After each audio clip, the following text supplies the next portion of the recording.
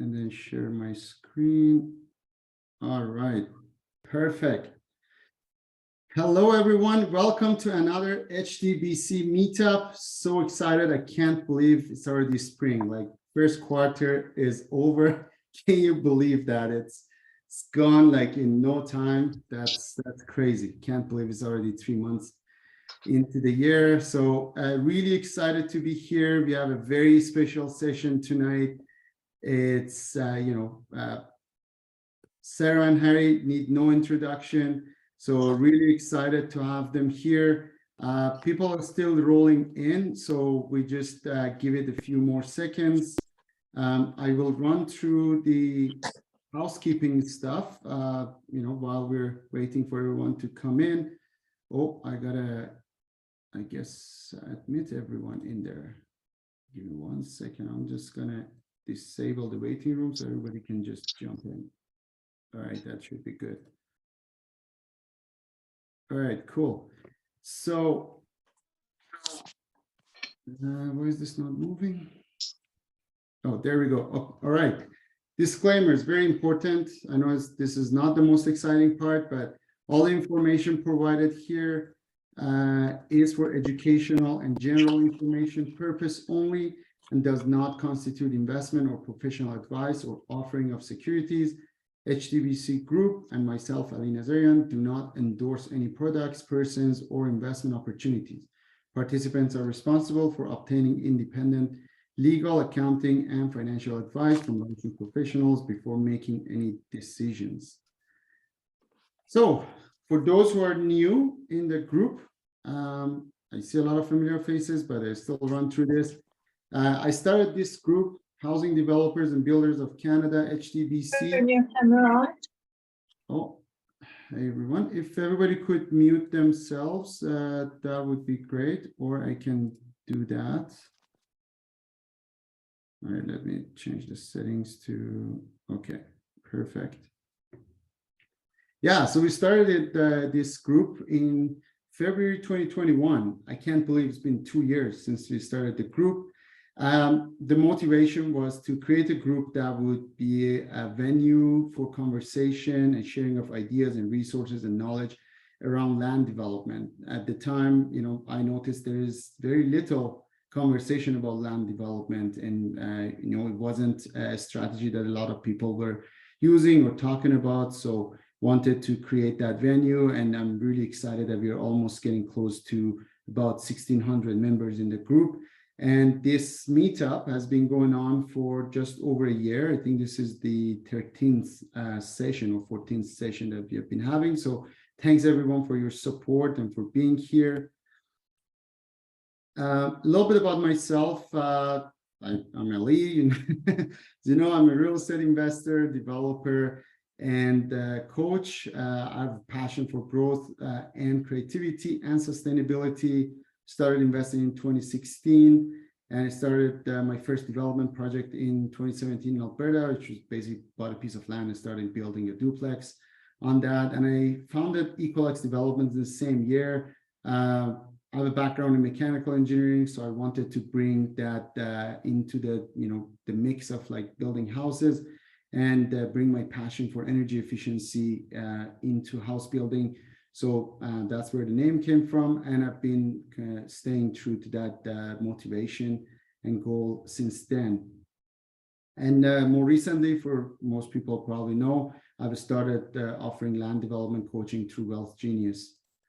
So we have a special announcement and offer: land development bootcamp coming up in London, April 29th to 30th with Karina Guzman, land development queen, and Alfonso Cadora. They don't need any introduction. So there's a promo code OK100. You can get $100 off. I'll put the registration link in the chat shortly after this. And right after that, the weekend after that, actually, May 5th to 7th, we have the Real Estate Expo with Wealth Genius. So Karina and the land development is part of that as well.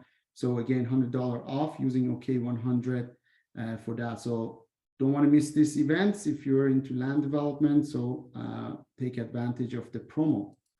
So without further ado, Sarah doesn't need any introduction.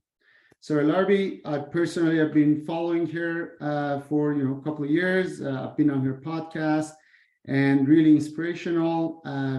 Inspiring all Canadians to own property faster and easier is her motto. She's been in the game for a long time. Again, I will leave that to her. And Harry also doesn't need an introduction. Small entrepreneur who knows the value of hard work and dedication. He has a long history in entrepreneurship, and really, really excited to have Sarah and Harry tonight here with us. Sarah and Harry, thank you for being here. And thank you. We'll pass it to you. Awesome. Well, thanks so much for inviting us. We are very excited. Harry is actually zooming in from the wonderful Bahamas right now. Wow, amazing. Awesome. Yeah, so we're really excited. So I think what we're going to do today is really focus in on developing what we developed as a resort, Inspire Beach Resort. But I'll give you guys a little bit of background for those of you that may not know me. I've been doing real estate now for 10 years in a variety of different strategies, including obviously land developments and building a resort. But I've done, the BRRRR strategy. I've done buy and hold, conversions, larger conversions, commercial to residential conversions, midterm, short-term rentals strategies, as well as long-term. And that's a little bit about me. You guys might have heard of my podcast, Where Should I Invest? That is also something I do for fun. And Harry and I met, I want to say about 5 years ago. Has it been 5 years, Harry? 4 years, 5 years? Something like that on Instagram originally. Harry, you're muted, Harry. Sorry, at least 4. With the amount of pressure you put on me, it feels like 40. But yeah, I gotta say it's been 4 years, so 4 or 5. So Harry was doing these really cool Instagram clips, and I reached out to him one day. I'm like, you got to be on my podcast. And then I realized we had a lot of commonalities in, how we have our mindset and do our business and all that good stuff. And he ended up working on a really cool project that was right down the street from my cottage. And Harry's got, 40 years of experience now, and many years of development as well. 40 years. Actually, I did my first deal when I was 22. I'm going to be 62 in May. If anybody wants to write that down and send me. And in terms of developing, if anybody goes on my website that's interested, Harry James Enterprises, as we're chatting here tonight, we've done a number of development projects. We've done quite a bit in Cobourg. We're actually on our 3rd development project in Cobourg. We've done luxury townhomes on the water. We've done a condo project. We're now building 10 triplexes. We're up in Lakefield, Peterborough, Markham. And of course, Sarah dragged me kicking and screaming into this little resort that we did on up in Cobourg, and it has been a lot of fun. So yeah, we've, as I like to say, I've got my black belt in failures. We've kind of learned as we've gone. And I think the only thing that separates those of us that do development from those that don't is a little bit of time and a few questions and just the leaning into your fears and jumping in. So it's been a fun journey. Absolutely. And this is our second project together. The first one was, or is continuing to be, the townhouse development, which we're also very excited about. But you guys probably have seen lots of different types of development. We really want to take it, somewhere different today and talk about this resort. And we're happy to answer some questions. So I'm just going to share a screen and then we're going to get started. Awesome. Okay. All right. So Inspire Beach Resort is the name of our resort. It was originally a crazy concept, and today it's becoming a reality. Now this is a 5-year project. We'll talk to you guys about the different stages, but I had a crazy idea of doing these tiny home cottages that are all themed differently. And Harry and I found this other piece of land at one point. I don't know if you remember, Harry. You were like, we looked at it. There was these trailer homes on it, and then it was in a floodplain. They're like, we can't unfortunately do this. It was under contract. We let it go. But from there, I'm like, I really have to find the right piece of land. And there was Inspire Beach Resort a few months later. But we'll get into that. So you guys know a little bit about us. Harry has a lot of experience when it comes to development, and I was getting my feet wet. So I had a lot of background in other strategies, but when we do something to that extent, and when we do something that, could cost a lot of money, if we make the wrong moves, it's easier to partner, with somebody who's got the experience, the track record. And so Harry and Joe came on this really awesome journey with me, and we're probably in it for many, many more years. But we ended up finding this really cool piece of land that actually had the right zoning. And if you guys probably have, a little bit of background in that, but it was actually already zoned for a resort. It used to be an old resort, and it was completely, raw land and one decrepit looking house. And we ended up buying it. So I'll tell you how we ended up buying it. We ended up actually negotiating a vendor take back. And this was in June of 2021. So it was still, actually it was on MLS. And it was still, a hot market back then. And I think we bought it maybe in April, and then we closed it in June. So we ended up doing a VTB at 5% for like 80% of the $1.1 million dollar cost that it cost us. And so, it was an idea that was now becoming a reality with the right zoning already in place. So Harry, maybe just walk everybody through, once we closed on it, what was the process, I guess, for you to get everything organized and start building, in the building process, just as an overview? Well, I think probably something that we all have in common tonight on the line is one of the nice things about developing is very much, I think, an art form. It's a blank piece of paper. So when you have five and a half acre piece that is zoned commercial, zoned for a resort, there's 1,000 different directions you can go. So one of the probably most challenging yet most exciting part of a project like this is taking that blank piece of paper and painting in your vision, maximizing the land, anticipating what you think would flow the best, what would be the highest demand, what would create the highest income, what would contribute most to the community. So you start to almost play around with 3 or 4 or 5 different scenarios, because once you commit and you start to execute, very, very expensive to stop and go backwards. So initially, we looked at one of the cool things about this piece, as you know, Sarah, it's got a big, wide open staging area right in front of the lake. Well, initially we thought we'd put cabins there because they would have amazing views, but then we realized we wouldn't have a place to host weddings and concerts and workshops. And thankfully, we found out that we could carve into the woods and strategically put our cabins into the woods, and then create kind of a double whammy. You got the income from the cabins, and of course, the staging area that we had our resort gathering last August, our workshop. So that's kind of the process you're going through. It's kind of like, well, what direction should we go? Because then you have to put plans together, architectural plans, get the planning involved, apply for permits, and get moving. So that took us probably, Sarah, we had numerous meetings on site there, the better part of 6 months, I'm thinking. Mm-hmm. Yep. Yeah, 6 months, and fast forward to, I guess, currently, and we are currently renting with 3 cabins of 9. So essentially what this is going to be, is going to be a 5-year project, but it is going to be 9 themed cottages on the 6 acres of land, or 5.5. We actually ended up buying an acre next door as well to give us that buffer and to be able to build a bigger cottage. And then we're going to do a main lodge. And I think, that whole concept, coming into play is also not just a real estate opportunity and a real estate deal, but it's also a business transaction. It's a business deal. Like there's, income, there's expenses, like we've birthed a business on top of the real estate as well, with the events and everything like that. But this is going to be a 5-year project, but each year we're going to stop a little bit. We're going to start making some income, start renting it, and we're going to go a little bit more.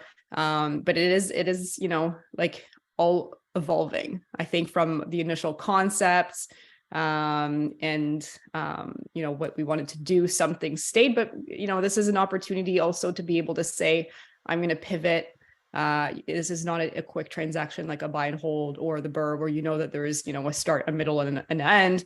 This is something that like you're really creating from scratch, and you don't always know 100%, certainty where everything is going to be. So, it's depending on people's risk tolerances and whatnot, because we've had to pivot a few times, and there's challenges. I mean, there's been a challenge with hydro. Like, how long did a hydro take? 7 extra months to get a pole, hydro pole. And Well, actually, I think it was a little longer than that, but I think one of the points you mentioned, though, Sarah, that I think is critical for anybody that's listening that's going into a partnership is Joe and I made it very clear to you at the beginning that we were in the real estate business, that we had already, we had 3 restaurants, we had a quarry, we had sports stores.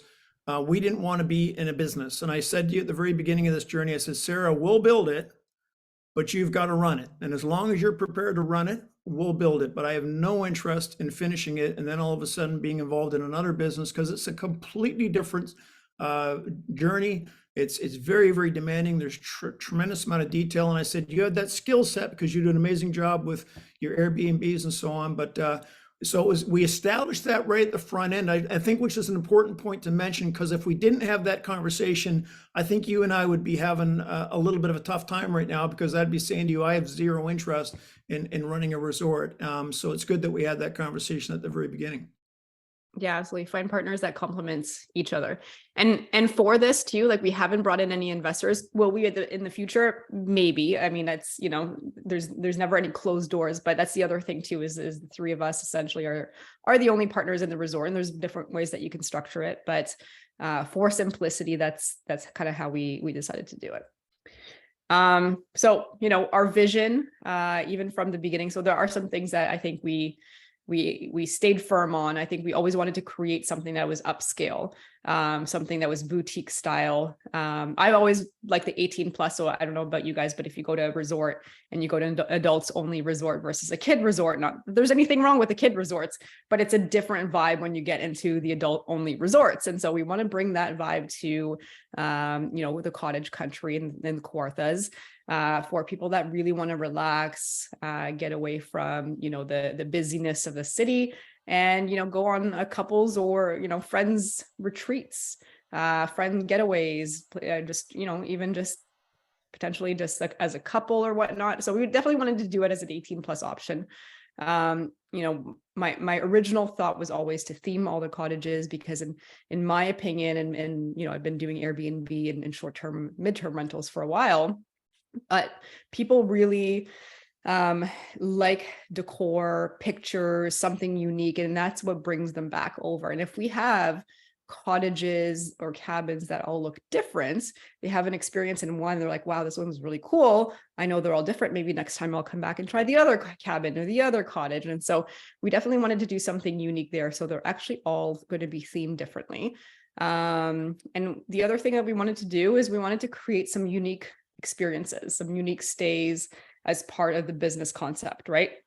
So we're going to be doing like yoga, wellness, and wine retreats. We have a Have Your Cake and Eat It Too, like investor focused retreat. So we're going to be doing a lot of, unique offerings, hosting a lot of unique offerings. And we're also going to open it up for, investors, entrepreneurs, small businesses that want to do team building events. So that this is a space, not just to rent to the public, like the typical short-term rental or resort, but this is going to be an opportunity for people to say, okay, I can host a team building event here. I can host a bachelorette. I can host a micro wedding. I can host, a client appreciation event, and all of those things. So we really want to try to find, in my experience with the B2B world, I mean, I've done B2B for, 10 plus years before I became a real estate investor full time. And they have a lot of money to spend on these types of things, these events, having to, the ability to attract and retain their employees, their talent, and create those unique experiences. So that's really what we're going to be doing with this resort. It's 4 season, it's open year round. And currently there's 3 of 9 cottages. And eventually there'll be a main lodge where we're going to have, 2,500 square feet of space inside so that people can host their events indoors as well. So this was originally what it looked like. It was just raw land, and there was this horrible looking house. that was essentially demolished because there was not a whole lot to do to keep it.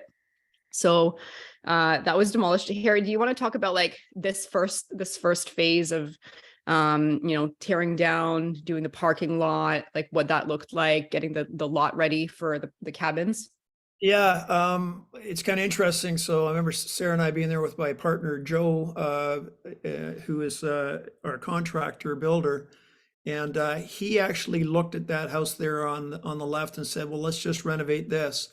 And Sarah and I was sure that he must have taken drugs on the way up to the resort, because there's literally huge holes in the roof. The smell was so pungent that Sarah and I both thought we would have to run to the hospital. So you have those kind of debates about what you should and shouldn't be doing. But with a project like this, of course, those of you that have done anything in the rural areas, you have to look at septic, you have to look at waters, where you're going to get your water source. There's certain formulas with respect to how many units you can build and how many flushes, and in terms of the size of the system and the purification required in the system. The septic was all brand new. So again, it's kind of the fundamental things like the foundation. Where's the septic beds going? What do we have to do with respect to water? Where's everything going to be situated? How long are the runs going to be? When we decided to build in the forest, that was going to create extra expense, of course, because it's a tough terrain to run plumbing and all that too. But those are the kind of discussions that we had at the front end. And once we had the master plan, we were able to make those bigger decisions. But I must confess, for me, when I'm at this stage of the project, being a bit of an obsessive compulsive perfectionist, I want to make sure I get it right. So deciding exactly how we're going to situate everything is probably when I have my highest stress level going through these type of processes. Absolutely. So this was during the building phase over the summer, and one essentially was built last summer, and then the other two were just built shortly after, a few months afterwards. What was this process like for you? Once the land, once you started building the actual cabins? Well, the difficulty with this, and I don't know if any of you built through Coburg, we're through COVID, we're actually 2.5, well, I'd say 2 full years behind on our project in Coburg, because of COVID, because of staff not being there, because of processes being slowed down, because of supply chain issue, like you name it, every excuse under the book. I actually thought I would be delivering my Coburg product long before I'd be building a cabin up in Cobeconk. And, lo and behold, we buy this zoned project, and this is built, and I'm not even in the ground in Coburg yet. This for me is a double-edged sword. You put the team together, you start to see some progress, but as always, things always take longer and cost more. And it was no exception in this particular project. We scrambled. We had a deadline, Sarah and I, for our conference, a drop dead date for June, I think July 30th, to be ready for our conference. We were literally scrambling around like chickens with our head cut off the day of the conference. Every time we'd go, there was things that weren't done. Guys got called off the job. Somebody got sick. Somebody had an emergency. So at this phase, it was exciting in that we saw progress, but it was a little bit like walking around in molasses, because we just weren't moving quickly enough, which is basically, I think, been the theme in developing over the last couple of years, certainly for the projects we've been involved in anyway. Yeah, absolutely. And you guys on the line too, like if you're developing, you'll likely have delays, unforeseen expenses, surprises. This part is not for the faint of heart, right? This is not a simple transactions. This is, you could do really, really well, but you could also, have a lot of cash calls and expenses along the way that you don't expect. So at this stage, we also have a wonderful designer who actually also designs the Princess Margaret homes and has done a beautiful job. So she created some concepts for us based on having different themes for every single cottage, and made some recommendations. So we started figuring out what types of cottages and themes we want them to have. Then, along the way, we also, like this parking lot, we created this parking lot since we want to do some events. This is a 50-person parking lot. Just as an average price point, how much of this parking lot cost roughly, Harry?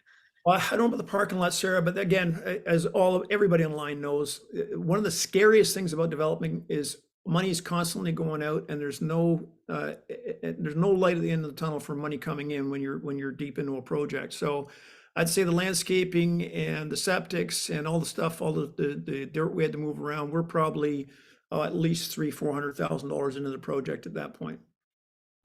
Absolutely. So this is the end result. And we're going to show you guys each of the cabins with the decor. They all look different. They're all themed differently.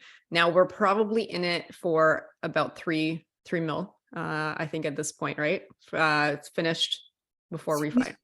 $3 million. I thought you were gonna keep that till the end, but if I'm not gonna share the refi. I'm just talking about like how much we're in it right now. but let's just say though, what's kind of cool is that Sarah had this vision of tiny cottages. We found a lot. Joe and I have done a pretty good job with smaller projects. So we got together. There's good chemistry. There's a good feel. There's good trust, a common vision, common goals.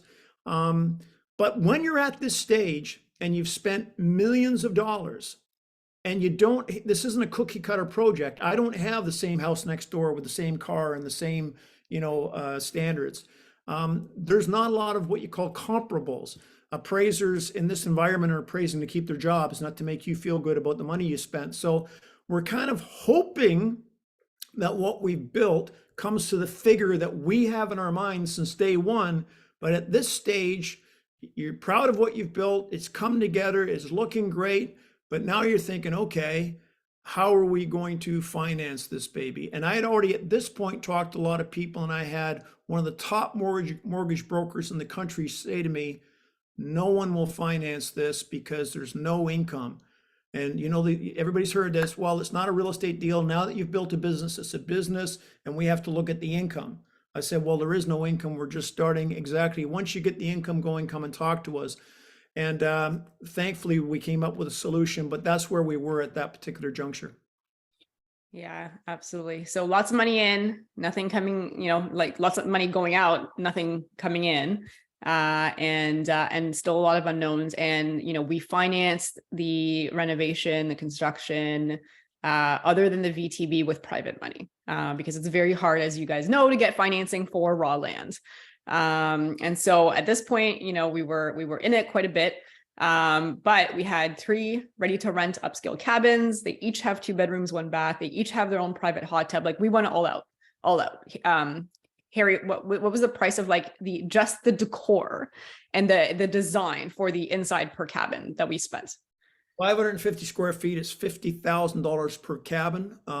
As Sarah said, we wanted high end. We wanted to have a luxury experience. We wanted people to walk in and feel that energy of substance and class, and true getaway, the chandeliers, the furniture. This is all stuff that we spared no expense on whatsoever. And thankfully, when you walk in, you get that vibe right away.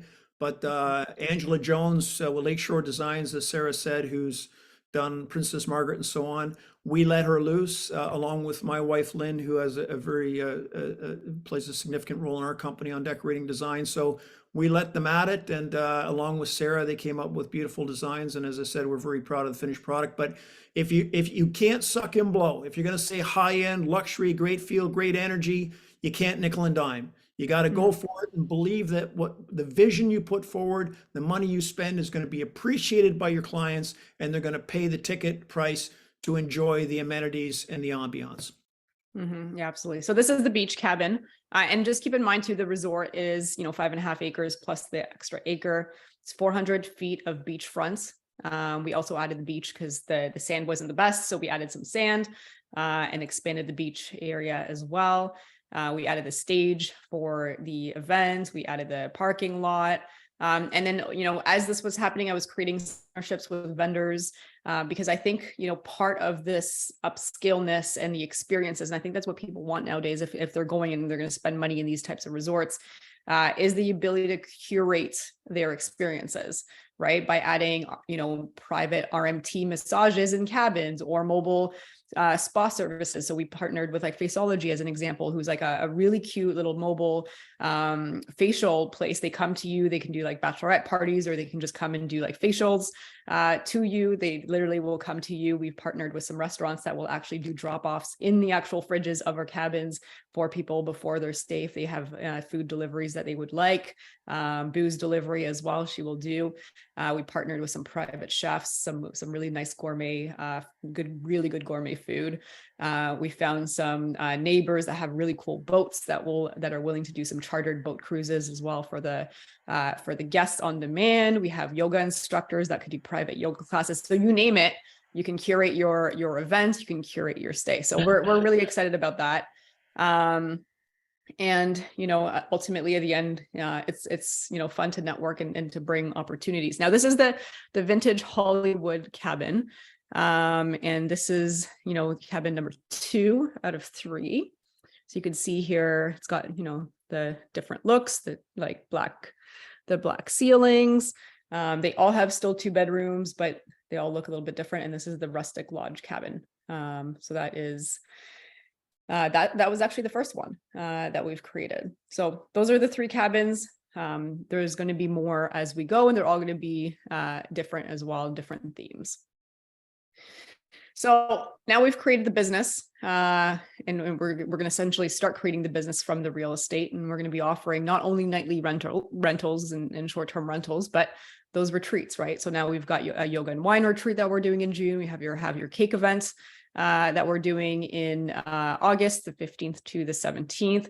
And we're going to give the opportunity for guests to host their own events and team building. So this is actually from, I didn't know if you were going to mention it, but often when you see these kind of presentations, sometimes they're stock photos because, the reality is that we just started. Those are pictures from our actual event last August, our conference. I've been attending conferences for the better part of 40 years. What's nice is not only did they thoroughly enjoy, and we only had 1 cabin, many of the people there said it's one of the best experiences and best conferences they'd ever been to. And I think that was because of the energy, the ambiance, the setting, and the weather certainly cooperated. But it was very satisfying for Sarah and I to host this conference, our very first one, and this vision that we had, and for it to be such a great success, even though for all intents and purposes, we kind of had one hand tied behind our back. So that was, I want to compliment my partner on the great job she did with that. Yeah, and we didn't have hydro back then either, so we had to get generators. We had to make it work. But ultimately, everyone enjoyed it. We actually rented 50 hotel rooms at a nearby hotel, and we had a chauffeur bring everybody back and forth through it. That actually is our neighbor there with the boat. He's got a really cool boat. But yeah, no, it was a ton of fun. We're going to do it again every year. I think it's just a great way to network and just to build some really great relationships with people that think similar. And like you said, Harry, the weather cooperated, so that also worked out.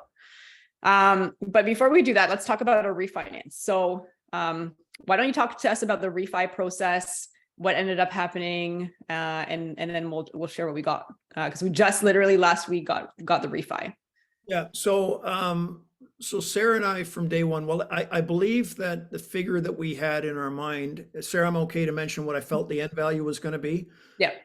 So I truly felt, ironically, there was a commercial real estate appraiser at our conference that I just happened to meet.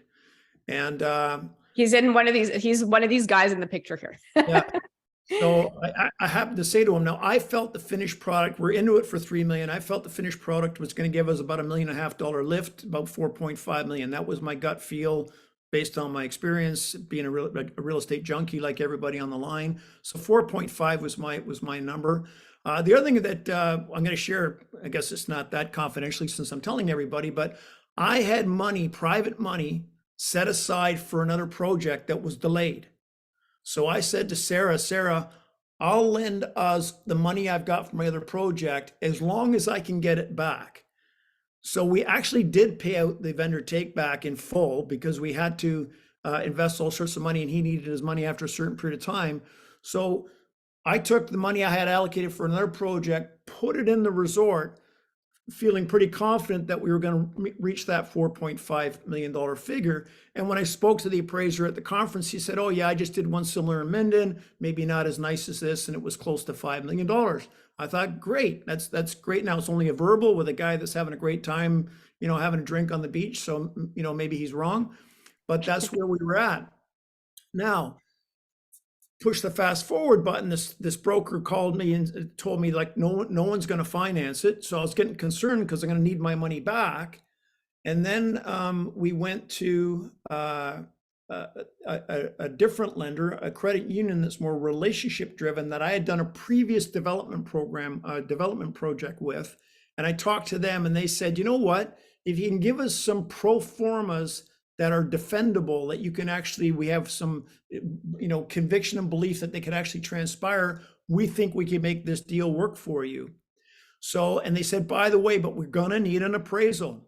So guess what Harry James did? I called Sarah right away, says, Sarah, find me the name of that guy that told me he did a similar property so we can get him on board, because I don't need some appraiser doing this project that's never been here before, that doesn't have a clue what it's worth, because that could blow up the whole deal and put me in a position where I'm going to wonder where I'm going to get my money back from. So it came in and thankfully very, very close. Sarah, do you want to tell them what the final figure was?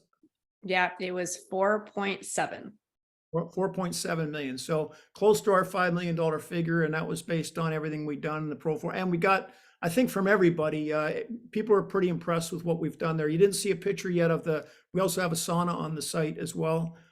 So everybody that's gone there has kind of seen the vision that Sarah had and kind of embraced that and believe that there's nothing like this available. And people believe that it is going to be something that people are going to embrace. Mm-hmm. Yeah, absolutely.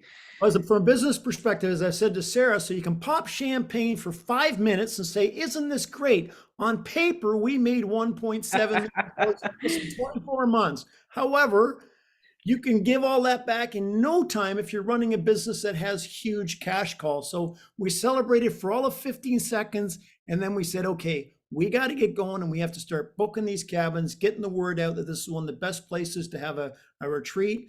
Book your planning session, have people come and celebrate all the great life experiences. But now it's time to create some revenue for the investment that we've made. Yeah, no, absolutely. So, I mean, really, ultimately, this is my first resort and probably my only resort I will ever do, because you can really only do one if you're running it as a business as well. But, the other thing I would just say is Harry, that appraiser and also the financing, for it to work out this way in a time like we're experiencing now is also like, in a sense, it's like a miracle, because everything is going down. And that 4.5 mil was when the market was still heated and the rates were still low back then. That's right. So awesome. Okay. So that was our presentation. I know there's a few questions. We could probably get to them and open it up, but here are some events. So if you guys are interested, this is in Coboconk in the Kawartha, so 1.5 hours from the GTA. So if you are interested in coming to the Have Your Cake and Eat It 2 event, which is for investors and entrepreneurs, that's August 15th to the 17th. We're limiting it to 50 spots. And you could just go to inspirebeachresort.com. All the information is there to book your spot. We're also doing a yoga, wellness, and wine retreat, non-real estate related. So if you just want to have, great wine, great food, do some yoga and some wellness, there's going to be some spa service options as well. That's June 2nd to 4th. And then we're going to do some investor dedicated weekends. So again, another one of my crazy ideas, but there's not enough stuff I think for us out there to do other than these meetups, round tables in a hotel. So we want to do something really cool and unique and different. So my thoughts, and I think, for me, I would love this. And everyone I've talked to likes this concept. So what we're going to do is every second weekend in May, June, September, and October, you can rent one cabin. And the other 2 cabins are likely going to be rented by investors and entrepreneurs. So there's going to be a few like networking opportunities, but you rent one cabin and you get to meet others that are like-minded for that entire weekend. So, like they say, your net worth is your network. So this is a great opportunity to spend some time with also amazing quality people that have similar interests. And lastly, we are doing a barbecue and an open house May 7th. So please come and join, reserve your spot. You can go to inspirebeachresort.com for that. You can reserve your spot. You can send me an email and then we can definitely get you on that list. And lastly, for Allie's group, one of the things that we were talking about and that we are excited to offer you is if you are interested in coming to the resort, we are offering you 25% off any of the posted nightly rates for 2023 as a whole, but you have to book before the next 30 days. So before April 16th, anything that you see up there that's available, which essentially is is everything right now because we haven't fully launched to the public yet. We're doing that next week. We wanted to do it private first to our networks. So anything for 2023, 20% off, just send me an email and just mention Ali in the group and which dates you are interested in, and then we can get you guys booked in for that. Harry, any last words that you want to say before we wrap up? No, just more than happy to answer any questions. I think that's always the best when people open up and leave themselves a little bit vulnerable. And we certainly would like to share anything that all of our scars through this that might benefit other people on the line. Awesome. Well, thanks so much, guys. Really appreciate it. Ali, back to you if you want to ask the questions or take it over from there. Awesome. Thank you, Sarah and Harry. This is amazing. Really inspired beach resort, but really an inspiring project. Really amazing, and taking the risk and really working hard to get through it. And there was a ton of golden nuggets there. I hope everybody was able to, take those away. But good thing we're recording this so people can go back and watch. There was a lot of learning, so that was amazing. And thank you for the generous offer. I will put this all in the email that everybody will receive after the call as well. So the links and everything will be there. So don't worry if you didn't get to write them down or take notes. So don't worry about that. So yeah, with that, we'll open it up to some questions. I do have some questions, but I don't want to abuse my position. So I'll let Jakub ask his question first. And then I'll go next. Sure. Hey, Sarah. Hey, Harry. Thanks so much. This is so cool. So part one is, have either of you done a resort before? No, never. But I've done a lot of Perfect. cottages and Airbnbs so I would say since 2018. And that's probably the only reason Harry was like, okay, Sarah, I find your crazy idea. Sure. But Harry, you did a lot of other businesses, not this, but you've done a lot of other stuff. Yeah, I mean, not to bore anybody, but yeah, we built a financial planning practice from scratch over 25 years, sold it to a public company, built one of Ontario's biggest quarries, Kawartha Rock, and built 3 restaurants from scratch, had a sports store. So businesses are something I am familiar with. Building is certainly bricks and mortar is what I'm most comfortable with. Even developing I've only been doing that, I guess about 15-20 years, but no, I hadn't done anything like this. But I do think that there are some fundamental things that are transferable from one to the next if you're careful. For example, I wouldn't have done it unless Sarah said, I will run it. I wouldn't have done it if I'd known, Sarah's got a very detailed skill set running and turning over Airbnbs, renting Airbnbs, that I say to myself, why in the hell would somebody rent that? And somehow she rents it. So she has a skill set that I was comfortable that if we built it right, she'd find somebody that would want to stay there. So I was comfortable with that aspect of it. But the other thing is too, and again, I know everybody on the line is the same way. Isn't it cool to create something that doesn't exist? I mean, I don't measure everything one-dimensionally by something called money. I mean, yeah, money's one aspect of it's important, but money is often just a byproduct of creating something that's beautiful for us. And it's interesting when you get passionate about something, you want to create something that's beautiful, that's going to create a great experience that other human beings are going to really enjoy. It kind of tends to happen that there's a lot of value attached to it. And that's something that we made sure we did with this resort, is we made sure that we poured ourselves into it. And it wasn't how much we're going to rent these for, is what experience can we create for people. But when you have a blank palette and you create something that's going to be there long after well, certainly I'm a lot older than Sarah, but long after I'm gone, it just feels good to contribute something to the landscape, something to the community, and something that people can enjoy for many, many years to come. Mm-hmm. So the reason I asked that is because for you guys, yeah, this was kind of close, but for lots of other people, they're going to be facing like, I've only done this kind of thing. Now I'm going to be doing this kind of thing, pivoting in this environment. So the real core of my question was going to be, how did you handle moving from something you're familiar with to something that you're not? And what advice would you give to other people making that same kind of lateral or pivot kind of move in this environment? Mm-hmm. Yeah, that's a great question. And I will tell you that when it comes to these types of projects, sometimes you just have to be willing to take some risk and jump into the unknown with the skill set that you've amassed over the other years for renting, for other projects, for real estate in general, from business acumen in general, and try to piece what makes sense together, but be comfortable enough knowing that you're not going to have all the answers. Like, we are still learning, like we don't have all the answers. Hopefully this is going to work. I think it's going to work, but we're also starting it in a completely different environment where the economy is shifted, and at some point it'll come back, but we're also starting this in a difficult economy. But I think it's just about ultimately, look, you have to be comfortable enough being uncomfortable, and that's the only way to grow. That's the only way to make moves. And it's also, you know, an opportunity to do something different that not everybody else is competing for the same stuff. Like, this property was listed for like 90 days before anybody touched it. It was on the market. The seller was willing to do a VTB. Like, sometimes there's opportunities by not going with the average person and doing the same deal that everybody else is doing. And you could be rewarded greatly.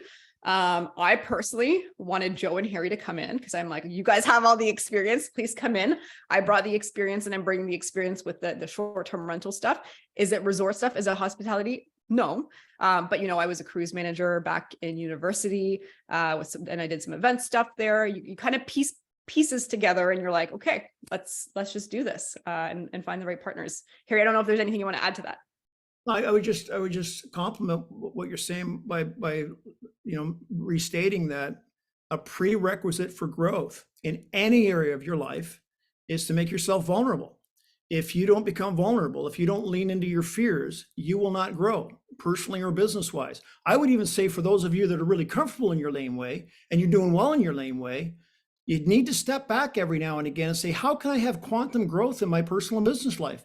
And how you do that is by going down a different path, leaning in. You don't know what you don't know. You have to open up the scope and the sphere of things that are available out there. And if somebody else can do it, why can't you? There's a book called U Squared, something that Bob Proctor recommended years ago. He said his two most favorite books were Think and Grow Rich and U Squared. But U Squared talks about something called quantum leaps. Quantum leaps come from making steps without knowing the next one.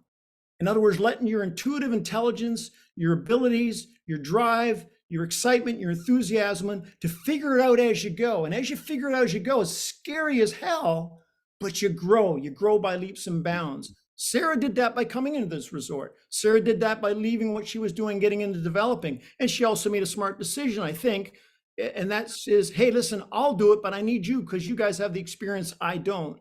And she's been very involved in every aspect, every step of the way. She'll sit in meetings for 2.5, 3 hours with engineers and architects and planners just to absorb, even through osmosis, some of the information so that she's got some tools as she goes down this road. Amazing.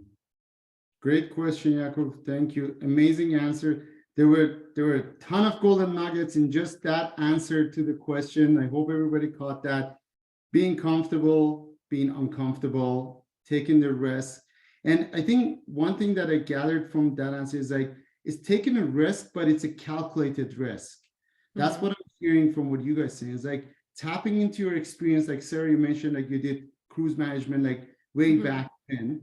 And Harry, you've done other businesses, and you kind of get that you're tapping into your skill sets from the stuff that you've done before. So you're actually taking a calculated risk. You may not be able to write it down on paper, but it's in your head, you're thinking, yeah, thinking back, you're like, yeah, it's uncomfortable. But when you have bits and pieces of experiences from before, you can basically feel comfortable that you're taking a calculated risk and you're able to basically pull through. I guess the other piece that I really picked up from that answer was importance of the partnership. And I think you guys mentioned it, and I think this has been mentioned many times, is having the right partnership and making sure everybody brings something to the table. Just wanted to highlight those. And one thing that Harry mentioned earlier on was that blank canvas in development. And it's basically, what I always say is like sailing in the open seas. There are no roads, there are no signs, nothing. You just have to figure it out. And it's amazing that you guys have tapped into your experience and your unique skill sets to create something really unique and amazing. So That's awesome. Next question, Hong. Okay, so my question was around the partnership structure that you guys ended up going with. Can you talk a little bit about that and how you guys decided on the structure? Yeah, it was very, Go ahead. sorry, Sarah, do you want me to answer this? Because Yeah. Go ahead. I mentioned to Sarah that in our company, I've had the privilege of having people come with me on journeys as investors and lenders for the last 35 years of my life, and we always do it very simply. We set up a company called Inspire Beach Resort. Sarah and I created a partnership. We have equal shares. We have a buy-sell agreement in place, and we lend the company money, and then we do what's necessary to borrow the money to finish the project. If we make $1, we split it. If we lose $1, we split it. And we're committed to a long-term journey, not short-term. I told Sarah from day one, this will go over budget and over time, and I under-promised and over-delivered. As a matter of fact, I'm down here with one of the top developers in Nassau, and he's got multi-million dollar project. We had lunch today. I said, have you ever had a project come in on budget or on time? I mean, it's like herding cats. He's got 160 people on a job site right next door to me here. There's just so many moving parts. So we just made it real simple, crystal clear. We win together, we lose together, but we stick together to see it through. Nothing in life will stamp out perseverance. Nothing. All you have to do is last. Everybody in the stands, all the fans, they can criticize left, right, and center, but it's the people playing the game that get cut, that break a leg, that fall down, that need stitches. But the key is you got to get up and keep moving. And we agreed from day one that Sarah and I would see this through to the bitter end, and we would make it a success, that failure wasn't an option. So that was the key component of our business agreement together. Yeah. And the only thing I would add as well is, like, because it was such an unknown project where we didn't have a start, we didn't have a finish, we had really no idea how this was all going to go. I mean, luckily, we got a great refi. Now we got to keep going. We didn't want to bring anybody else in to complicate it either. Like, it was just easier for us to make the decisions together. We go in it together. Then we don't have as many. I think sometimes by bringing too many people, if you need to, you need to. But if you don't, just keep it simple, and then you're maneuvering through and you're making decisions without having to go through 10 different people potentially to make those decisions, right? So I like the simplicity of this one. Doesn't mean that we're never going to bring in people. Maybe we'll want to raise money to build a big lodge or whatnot. We're not there yet. And I think, so far it was just easier to pivot and maneuver through everything by just doing it ourselves. Amazing. Thank you. Thank Jenny. you. Hi, Sarah. Hi, Harry. Hi. Just had a question around, Jenny and I are kind of blown away. This is like pretty awesome. Around the question was around, you spoke of speaking to partners like vendors to sort of get buy-in and so on. Mm-hmm. Like, I'm sure that was a lot of fun at that stage, but sorry, like what strategies did you use to sort of convince them or get them on board? Because I'm sure, especially not being fully open yet for business, been a challenge. Yeah. So there's actually two parts. Do you remember?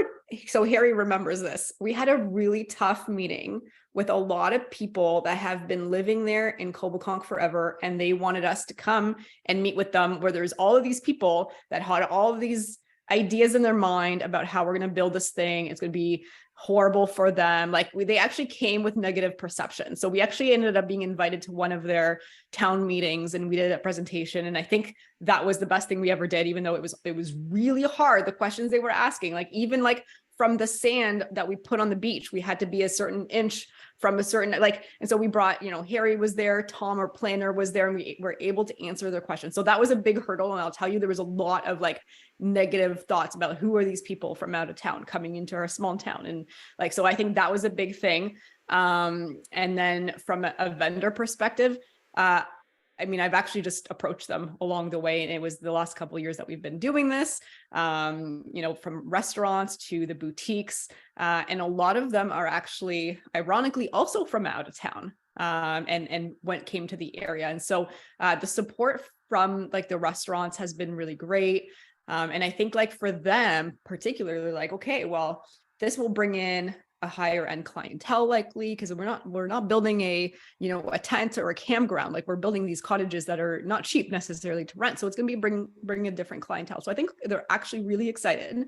And they've been very supportive, and we try to, if we can go local and we can provide vendors that are in the area, I think it's just going to be a win-win for everybody. So like for like one of the restaurants, for example, like she's doing all our cabin deliveries for liquor and booze. She's doing these like ready to make meals on our barbecue. She's doing like these ready to heat meals. And then there's like a cool boutique shop that's doing her like little like welcome gifts. And then there's another restaurant that has like really cool like live music at night and stuff like that. So we're doing promotion on my Instagram together right now as an example. So like they've been very receptive. I think the biggest hurdle was actually the people that have lived there in Coboconk for 50 plus years that are like, we don't know who these new people are. We don't want them in this area. Leave us alone, go home, And Harry, feel free to add whatever you want to that. No, I think you're absolutely, there is that not in my backyard thing, but I mean, Sarah's done an amazing job networking and telling her story all over town because you want to contribute something. But the only thing I would add is when you're taking something that's dilapidated, that could become a campground with people partying all night and doing drugs, that could have become a rundown trailer park, that could have become something that would have detracted from the community. When they see people pouring into something to add something to the community, especially in an area that really needed it, I think we've been really, really embraced. And then, of course, like anything in life, it's about being real, being authentic, and building authentic relationships and making more deposits than you make withdrawals. And you do that in relationships, you do that in the community. We want to be a part of the fabric community. We want to contribute. We want to get involved in charities. We want to create a great place for people to have great experiences. So Sarah's done a great job leading that charge, and people, I think, can see the authenticity and also the words and the music matching with respect to what we said to the town meeting where they had pitchforks to where we are today. Yeah, great question. That's awesome. Thanks. Amazing. I have a follow-up on that one. So the process with the city, so this was already zoned for resorts. So I'm assuming you had to do a site plan approval. Was there any like minor variance or anything that you had to go to the basically the neighborhood, or what was the reason you had to engage with the?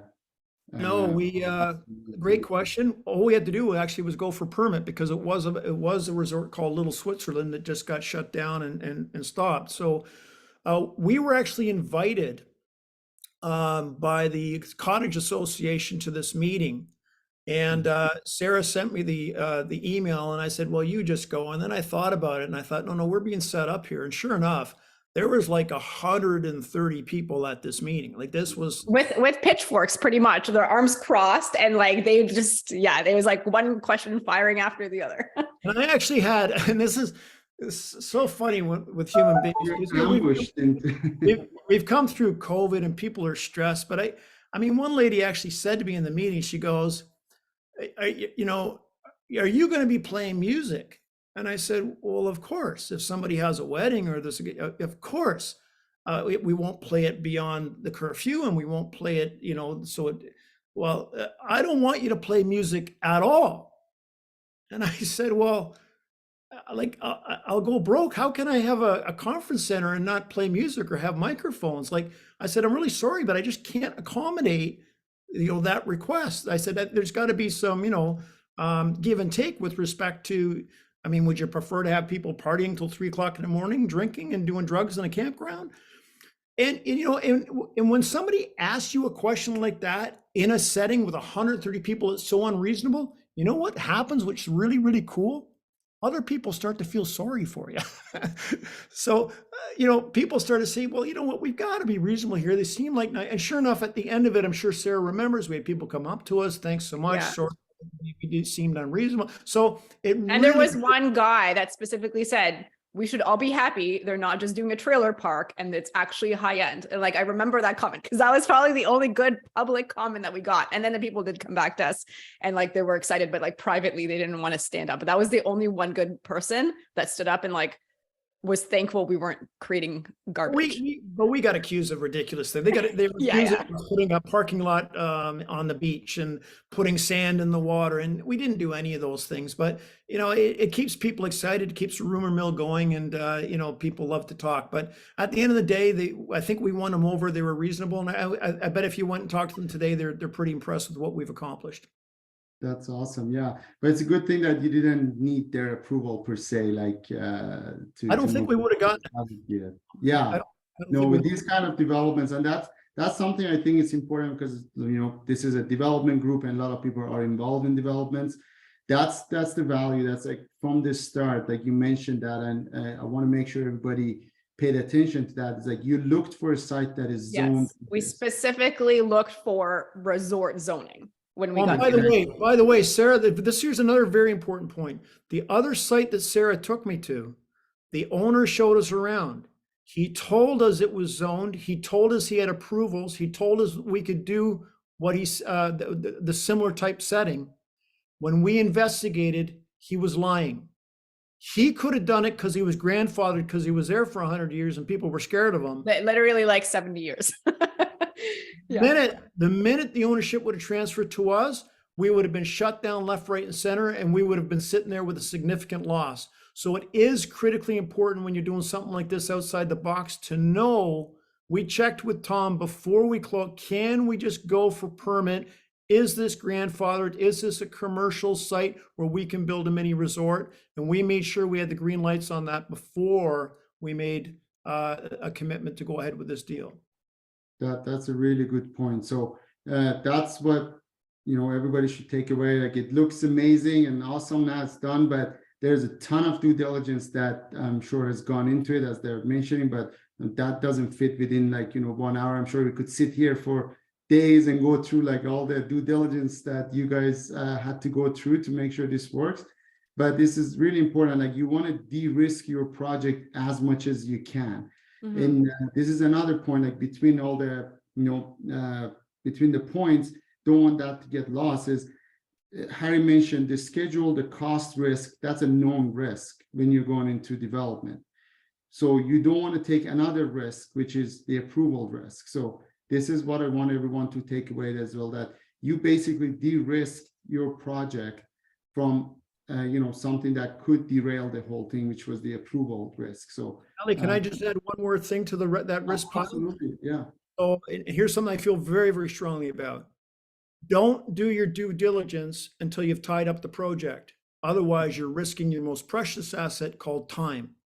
So you can do all sorts of due diligence, get excited about it, go to make an offer. You either can't do a deal or somebody else has already bought it or the price has gone up because they know you're interested. Always tie up a deal and put the ball firmly in your court before you go through the due diligence process. That way, once you've done your due diligence, you know you have a decision to make. If you do it the other way around, you often don't have a decision and you lose precious time. That's Yeah, amazing. and the other thing I would just add is like, out of the 5.5 acres, a lot of it was in the woods, right? And so once we started looking into it, we realized we could like get into the woods and build into the woods versus before that resort was just using a tiny, tiny little piece of the land. But we've expanded our opportunities by being able to expand because there wasn't a floodplain, there wasn't any, you know, protected areas or anything like that. So that's the other thing is like, you know, figure out, because sometimes you're looking at a piece of land and you can only build in this little tiny piece, right? And then the whole rest of the land is garbage, or I mean, not usable. So, you know, that was also a factor that worked out with that piece of land, and it was on the MLS, and it was on the MLS for a while too. So, and that owner bought it and just severed it. He had bought one piece and he severed it into 3-4 pieces, sold them off. So he made his money. And then here we come. And then we bought the lot next door, you know, and we'll see what we're going to do with that, but at least it buffers us. That's awesome. No, lots of golden nuggets there. I had another question, was about the appraisal. You said you eventually found an appraiser that was familiar how to appraise this. So was this appraised based on projected income from Yes. the three cottages that you have built now and the events, or are they considering then the 6 more cottages that are going to be built? No, it's just on the 3. We did the pro forma on the 3 as well as the outdoor staging area. and pretty conservative numbers. It wasn't, I mean, we don't know this appraiser from the hole in the ground. He wasn't doing us any favor. It's just that I liked the fact that he had done a similar type project. But no, using relatively conservative numbers, we were able to come up with that appraisal. That's amazing. And the lender has accepted that appraisal? We actually have the approval. We're working towards closing at the end of the month. And if anybody's interested, I mean, interest rates are horrible. They might come down next week because banks are going bankrupt because we've had the fastest interest rate increase since the beginning of time. And people are realizing the python swallows the pig. It takes a long time to digest. Governments gave us 3 pigs simultaneously and people are choking to death. And I think they're realizing that now. So we went with a Kawartha Credit Union in Peterborough. And I think we have rates ranging from 6.1 to 6.5, 1, 2, 3, 4, 5 to choose from. Nice. And what loan to value did they go to? I'm just curious. Oh, they would go up to 70%, and we didn't need that much we're only borrowing $2,950,000. So we're well below that. And we always just borrow what we need. We're not interested in borrowing money we don't need. It has a way of disappearing. I like to keep myself tight. Being tight does something to the creative juices.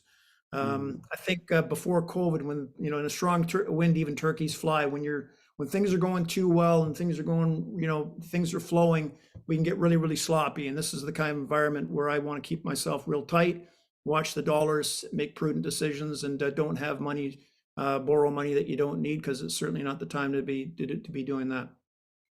Amazing. No, that was really amazing. Any last call for questions? Going once, going twice, going 3 times. Awesome. Thank you again, Sarah and Harry. This was really amazing.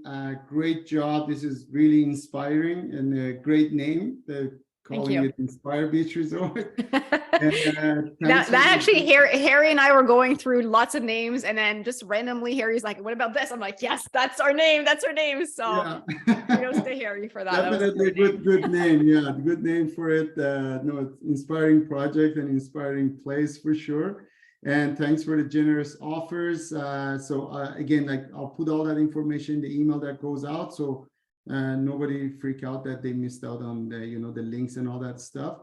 And thank you very much. So with that, we come to the end of our first session, which is first part of the session, which is the presentation. And next we have deal presentations. I guess we have 1 and 2 probably, because I'm presenting one as well. And then after that, we will basically just open it up for business updates and networking and chit chat. We can stay until like 9:15, however people feel about. And Sarah and Harry, you're more than welcome to stay. We would love to have you around. But if you have to leave, just let us know. But we would love to have you around. Thank you very much. Appreciate it. Thanks very much, Ali. All right. So I guess Jakob, you have a deal to present. Yeah, do you want to go first? No, go for it. I don't want to abuse my position here. It's not abuse if I offer. Okay, yeah. Oh, go for it. Okay, so I won't be too long, but we have, so everybody have seen this deal that the 2.9 units I guess I gotta share my screen. Just give me 1 second here.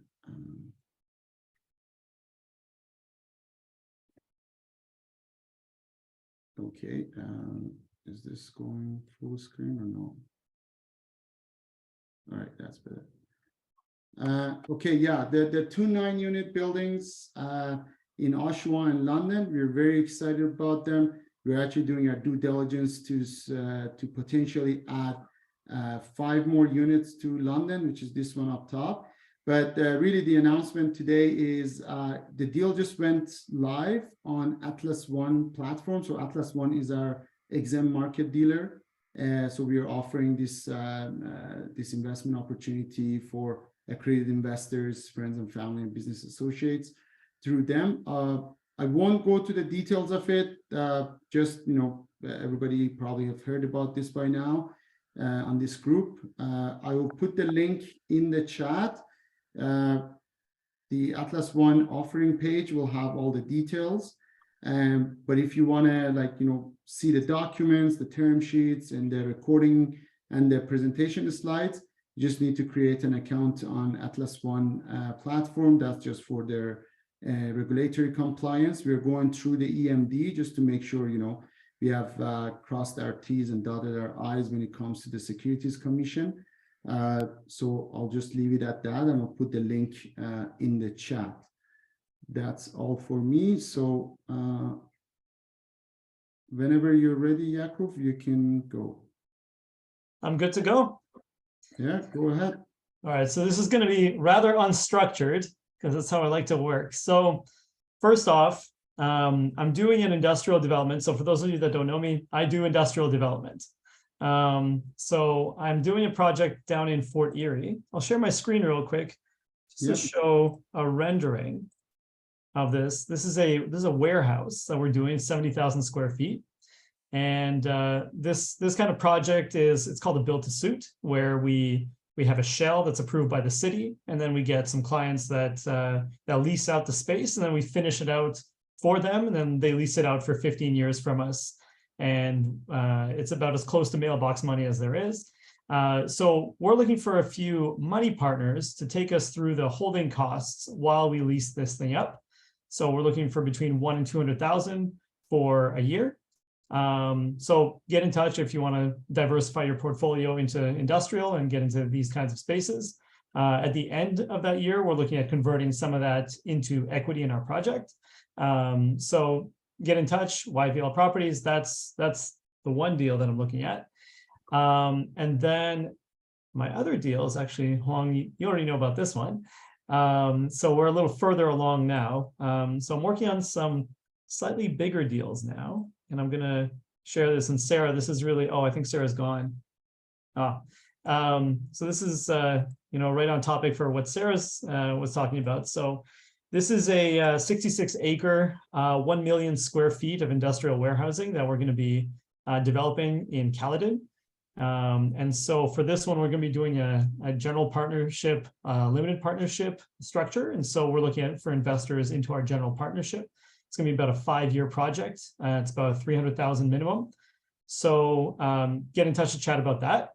And then similarly, there's another project that now we're again in negotiations for, also in Caledon. And this one is for a 50-acre, 950,000 square feet industrial, retail, and industrial condo combination development. And so again, this is a 5-year project, and we're looking for investors into our general partnership. So again, a 5-year. This one would be a $200,000 minimum, and reach out to me to chat more about getting involved in long. We would call these, headline developments that become part of people's generational holdings forever. So that's it. As I said, it's going to be pretty high level. If there's any questions or anything that you want to ask, by all means, and if not, by all means, reach out to me, YVL Properties, either on Instagram or yvlproperties@gmail, whatever works for you. So that's it for me, and I'll open up for questions. Thank you, Yakov. Any questions for Yakov?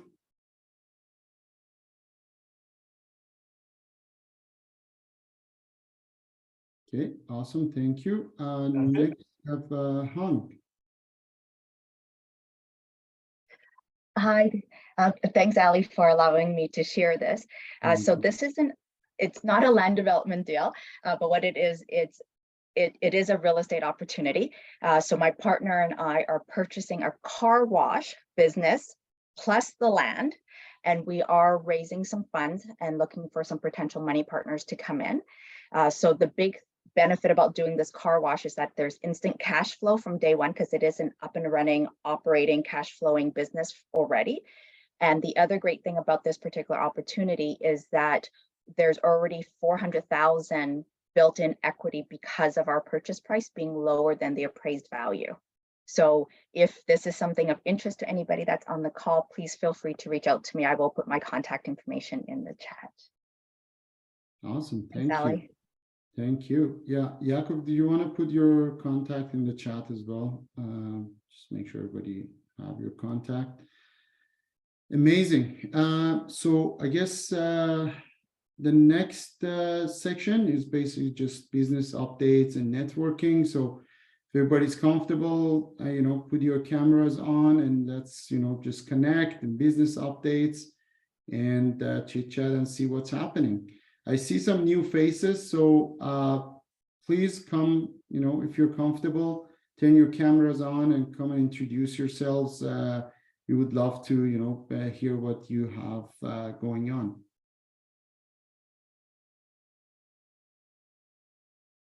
Okay, who wants to go first?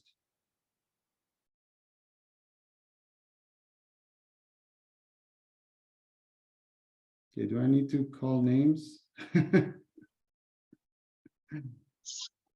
Oh. Hey Dan, how's it going? Oh, not too bad. On yourself? Yeah, I guess I'll go Good, first. good. Yeah. We just finished our first couple of garden suites out in Durham region.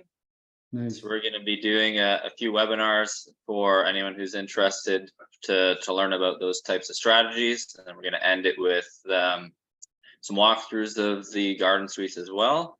That'll be in April. So if anyone's interested in seeing that they can come and have a look. Other business update for us, the Committee of Adjustments approved the lot changes that we needed for a few triplexes. So we're just finishing up our working drawings on those, and we're going to be submitting those shortly. That's awesome. Good for you. The triplexes, so with the Bill 23, do you still need to go through Committee of Adjustments for triplexes? You don't, well, for these lots in particular, we did, because they're smaller than what would be allowed for the current lots. We had already started the site plan approval process with this project and a few other ones actually, and then with Bill 23 we just kind of stopped, and then we went basically straight to building, or tried to go straight to building permit. There's a few studies we still had to do, but yeah, it's definitely helped out a lot with our smaller projects. So yeah, I've been, this Bill 23, I guess everybody's still kind of wrapping their heads around how it works and whatnot. So what happens, like maybe you've gone through this, what happens when your lot is smaller than what is prescribed? Like, I'm assuming some of the zonings didn't even allow 3 units. So it sounds like, my understanding is they can't stop you from putting 3 units on it, like a triplex. But did you experience anything with that they would like kind of try to impose a certain build form or like layout or something? So not for those new build triplexes. So we've been looking at a lot of different like retrofits and whatnot to get the third unit. So basically the requirements are going to be like, so like the 2 areas that we typically work in are Oshawa and Clarington. So in Oshawa, you can't have any parking spots in tandem. They still have that in their bylaw. That's what they want to pass. For detached structures, they won't allow the detached structure to be larger than 8% or 50% of the existing building. So they're finding ways to kind of make it a little bit more challenging to get that third unit. Clarington is the other one I work in. They're much more reasonable. So their bylaws that they're allowing them to be passed on, like you can have 3 parking spots in tandem. They allow larger lot coverages and so forth. So it's a little bit easier. But yeah, so it's pretty much. Do they prescribe that the third unit has to be detached, or can it be within the same structure? Can be within the same structure. Okay, but if it's detached, they're putting restrictions of like how big a footprint you can do. Yeah. So in a lot of, like in Oshawa, probably a lot of the third units are going to end up being top-ups, or they're going to end up, because you need so much space for those parking requirements, you're not going to be, they don't even allow 3 cars in the front. Actually, they want at least one of the cars in the back beside the building. So because of that, it's going to be hard to get enough coverage, if that makes any sense. So I think a lot of them are going to be top-ups or rear additions. Okay, no, that's great insight into that. So yeah, I guess you have your webinar coming up on those coach houses. So yeah, feel free to put the link in the chat if anybody wants to. So they can just send me there. They can just email me, then I can add them to the list. Yeah, Can that's great. What's can that? I? Yeah, go ahead. Hi, everybody. So I have an opportunity out in Nova Scotia. It's a vacant piece of land. So it would need a lot of development and a lot of time and effort. But if anybody is interested in it, the current owner is willing to do a full VTB on it. So if you are interested in that, please reach out to me. I will put Where in Nova Scotia it is? I'm not exactly sure on the location because I haven't looked at the file in about 6 months. But the owner reached back out to me asking if I would be interested in doing something again. Cool. So meaning No, he's quite that's motivated great. right now. Yeah, I know that sounds like potentially a great opportunity. Yeah, thanks for sharing that. All right, who's going next?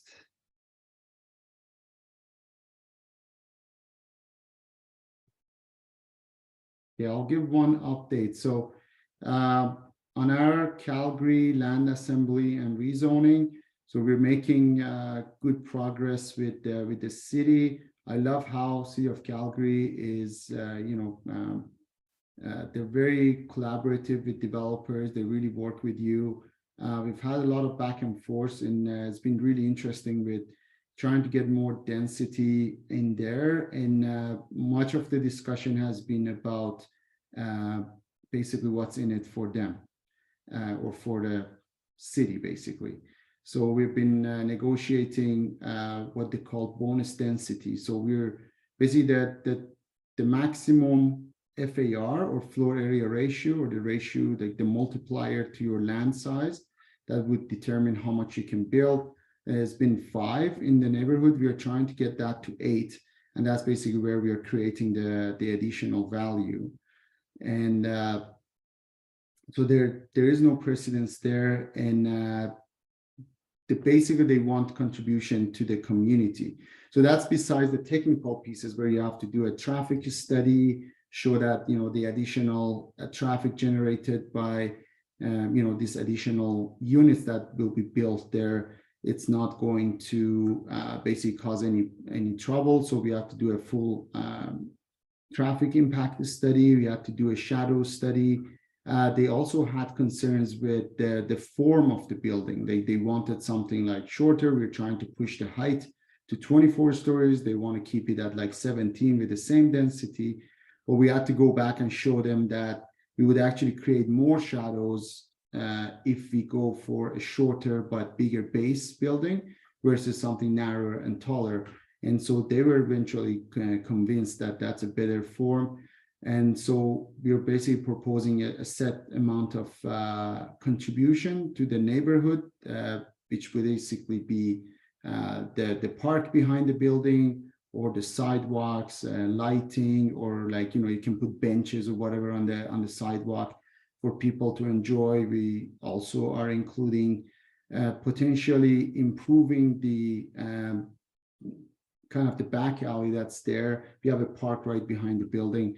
So it's been really interesting working with the city and seeing what their concerns and requests are. But yeah, we're finally getting ready to make a final submission of our rezoning, and looks like the FAR 8 is going to be supported by the city. So that's a huge win for us, and we're really excited about it.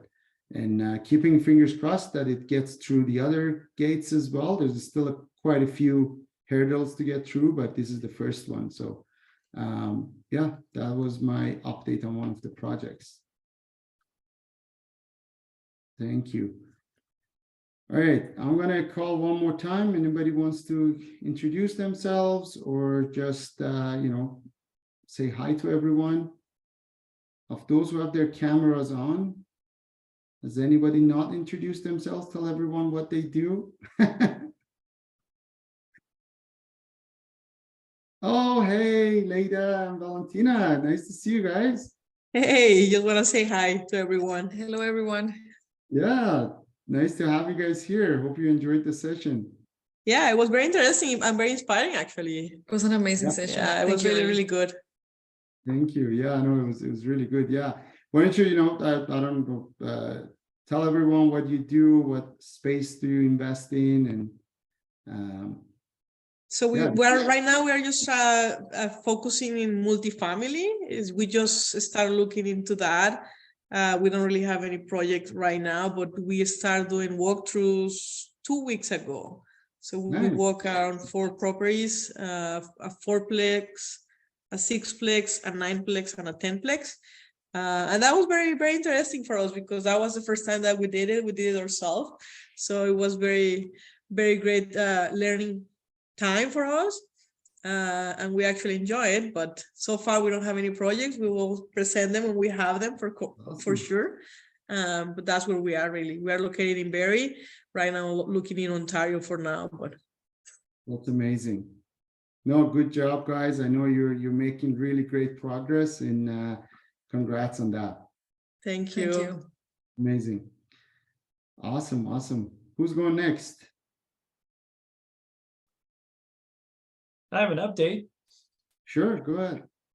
I'm slowly divesting of all of my residential. So I actually sold one of my houses this past week. Oh, So- nice. Congrats. Very happy. You know, the market's been going like this, and then it's just a little bit of like, whoop, just a little bit of Yeah. this. It's like, bam, sold. Nice. Good for you. Good for you. That's amazing. Thanks. Yeah, it is difficult to sell anything right now. So good job. Hey, Ali, I can give an update on something that Yeah, of is course. probably going to be very interesting to a lot of people in this group before I take off to my coaching call. So I'm in the process of refinancing one of my properties in downtown Toronto. And one of the things that I've recently found out is that all of my private lends, so where I lend my money out to potential investors, and they're doing flips or buying whatever. So all of that income that I make from private lending is not seen as income. So I can't report. Yeah. So if you're doing any private lending, just keep that in mind, that private lending income is not considered actual income, and that the banks won't actually put that down as income when you It's income to qualify. CRA, but it's not income to the bank. Right? Yes. That's And so crazy. I've been talking to a bunch of the institutions about using my high net worth as a way to qualify.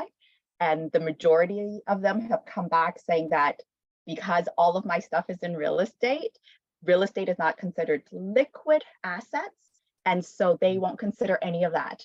So That's crazy. so just an update for everybody, said if you're going to go down this real estate path, just make sure you structure your private lending income and your real estate equities to actually help you when you need to qualify for a mortgage. That's crazy. Well, now that's really good to know. Thanks for sharing that. Okay. Thanks, everybody. I do have to get going.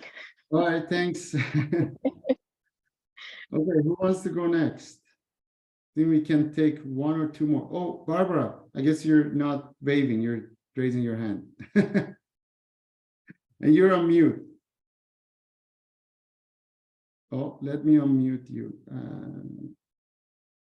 I can't unmute you. You have to. Oh, hi there. Oh, there you go. Oh, you're back to mute. Oh, okay. Can you hear me now? Okay. Hi. So right now I found a property in Prince Edward Island, and it's currently it's a new build. It's you'll be happy to hear this, Ali. It was built as a net zero home, Oh, nice. and it's been operating for 1 year as a Airbnb, and it's brought in a lot of income, and but there's lots of room for growth there.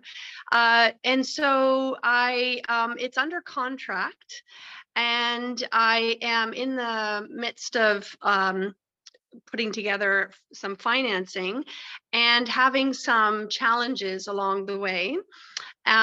So I'm looking to I'm speaking with a second broker to potentially do a co-brokering deal to see if they can help with the financing.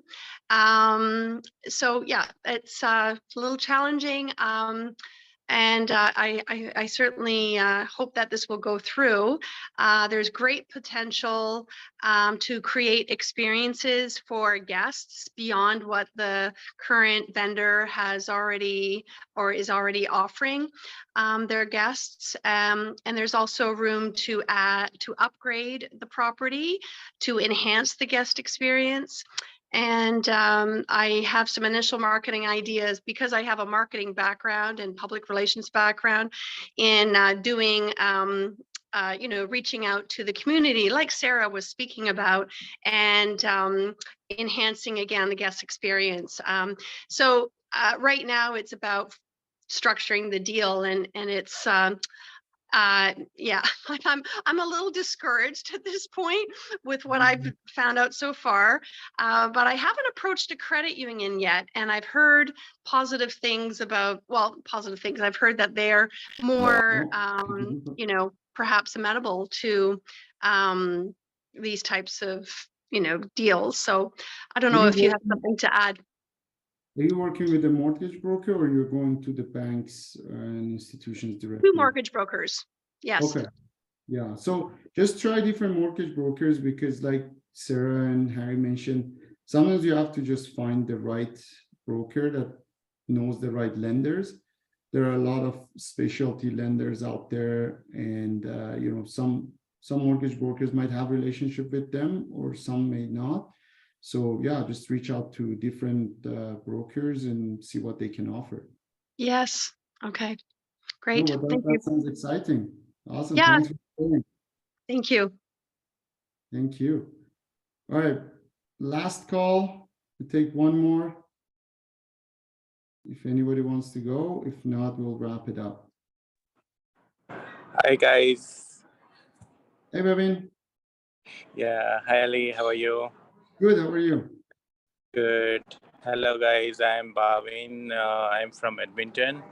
I have two potential opportunity.